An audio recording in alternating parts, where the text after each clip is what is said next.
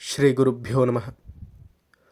సదాశివసమారంభాం శంకరాచార్యమధ్యమాం అస్మదాచార్యపర్యంతాం వందే గురుపరంపరాం. అది 1974 సంవత్సరం. పరమాచార్య స్వామివారికి ఒక కంటిలో దృష్టిలోపం ఏర్పడింది. ఒక కన్ను దాదాపు పూర్తిగా లేకుండానే తమ అనుష్ఠాలన్నింటినీ వదలక కొనసాగిస్తున్నారు. మహాత్ములు తమకు కలిగిన శారీరక వైకల్యాలను అస్సలు లెక్క చేయరు. అటు తర్వాత కూడా మహాస్వామి వారి దినచర్యలో ఏమాత్రం తేడా కనబడలేదు. ప్రియ శిష్యుల బలవంతం మీద కంటి శస్త్రచికిత్సకు అంగీకరించారు స్వామివారు. దురదృష్టవశాత్తు చికిత్స పూర్తి ఫలితాన్ని ఇవ్వలేదు. అంతేకాక ఇక ఆ కంటికి ఎటువంటి చికిత్స చేయరాదు, చేసినా అది ఫలించదు. స్వామివారు ఈ వయస్సులో ఒక కంటితోనే గడుపుతున్నారు. కొద్ది కాలం తరువాత మరొక కన్నులో కూడా శుక్లాలు రావడం మొదలయ్యింది. ఈ విషయం తెలిసి చాలామంది శ్రీమఠం భక్తులు, శిష్యులు స్వామివారిని కలిసి మీరు కంటి శుక్లాలకు చికిత్స చేసుకుంటే బాగుంటుంది అని వేడుకున్నారు. పరమాచార్య స్వామివారు మాత్రం చిరునవ్వుతో తిరస్కరించారు. అవసరం లేదు, నేను ఒక కంటితోనే చంద్రమౌళీశ్వర పూజ చేస్తాను, అది చెయ్యడానికి నాకు ఒక్క కంటి చూపు చాలు అని ప్రేమగా జవాబిచ్చారు. కానీ జయేంద్ర సరస్వతి స్వామివారు ఈ నిర్ణయాన్ని అంగీకరించలేదు. శస్త్రచికిత్సతో కంటి శుక్లాలను నయం చేసుకోవాలని పలుమార్లు విజ్ఞాపన చేశారు.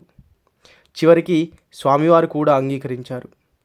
ఈ సమయంలోనే మైలాపూర్లో ఉన్న ప్రముఖ న్యాయవాది శ్రీ కృష్ణమూర్తి ద్వారా డాక్టర్ బద్రీనాథ్ స్వామివారికి దగ్గరయ్యారు. బద్రీనాథ్ చెన్నైలోని ఒక ప్రైవేటు ఆసుపత్రిలో వైద్యులుగా పనిచేస్తున్నారు. వారికి వృత్తి పట్ల ఉన్న నిబద్ధత, సేవాభావాలను చూసి వారినే స్వామివారికి శస్త్రచికిత్స చేయడానికి శ్రీమఠం అధికారులు నిర్ణయించారు. డాక్టర్ గారు మొదట జయేంద్ర సరస్వతి స్వామివారిని కలిసి మహాస్వామివారికి శస్త్రచికిత్స జరిగే విధానం గురించి వివరంగా తెలిపారు. సన్యాసులు ఆసుపత్రికి వచ్చి వైద్యం చేయించుకోరాదు, మరియు నర్సులు, ఇతర సహాయకులు స్వామివారిని తాకకుండా షరతులు పెట్టారు మఠం వారు. డాక్టర్ గారు అంతా విని, నేను కూడా పరమాచార్య స్వామివారి భక్తుణ్ణి, స్వామివారి ఆశ్రమ జీవితానికి ఏమాత్రం ఇబ్బంది కలగకుండా చూసుకుంటాను అని మాటిచ్చారు. ఆపరేషన్ జరిగేటప్పుడు కేవలం డాక్టర్ బద్రీనాథ్ మాత్రమే ఉన్నారు. ఆయన తప్ప ఇతర ఆసుపత్రి సిబ్బంది ఎవరినీ అనుమతించలేదు. మరి ఆపరేషన్ సమయంలో డాక్టర్ గారికి సహాయకులుగా ఎవరున్నారు? శ్రీమఠంలో ఉన్న స్వామివారి సేవకులు కొందరికి సహాయకులుగా ఉండడానికి సరైన తర్ఫీదునిచ్చారు డాక్టర్ గారు. ఆపరేషన్కి కావలసిన యంత్రాలను చెన్నై నుండి తెప్పించి కాంచీపురంలో ఉన్న ఒక కళ్యాణ మండపంలో ఆపరేషన్ థియేటర్గా మార్చారు. మొత్తం సిద్ధం చేసుకొని స్వామివారికి ఆపరేషన్ చేశారు. ఆపరేషన్ విజయవంతమైన ఆ కంటిని రోజు వైద్యులు పరీక్షించాలి. డాక్టర్ బద్రీనాథ్ గారు రోజు ఉదయాన్నే చెన్నైలో బయలుదేరి కాంచీపురం చేరుకొని స్వామివారి కంటిని పరీక్షించి మందు పూసి కట్టుకట్టి చెన్నైకి వెళ్ళిపోయేవారు. ఒకరోజు గ్రహణం వచ్చింది. గ్రహణం గురించి తెలుసుకున్న బద్రీనాథ్ గారు కంగారు పడ్డారు. సాధారణంగా గ్రహణం పూర్తయిన తర్వాత విడుపు స్నానం చేయడం పరిపాటి. అందున సన్యాసులు ఏ విషయంలోనైనా చాలా కఠినంగా ఉంటారు. ఇప్పుడు జరిగిన కంటి ఆపరేషన్ను లెక్క చేయక మహాస్వామివారు విడుపు స్నానం చేస్తే ఎలా అన్న ఆలోచన ఆ డాక్టర్ను కలిచివేసింది. అంతే, వెంటనే కారులో కాంచీపురం బయలుదేరారు. సాధారణంగా రోజు వచ్చే సమయం కన్నా ఇంకా తెల్లవారుజామునే మఠం ముందర డాక్టర్ గారి కారును చూసిన మఠ పండితులు, పరిచారకులు సాధారణ సమయం కంటే ఇవాళ ఇంత ఉదయాన్నే ఎందుకు వచ్చారా డాక్టర్ గారు అని ఆశ్చర్యపోయారు.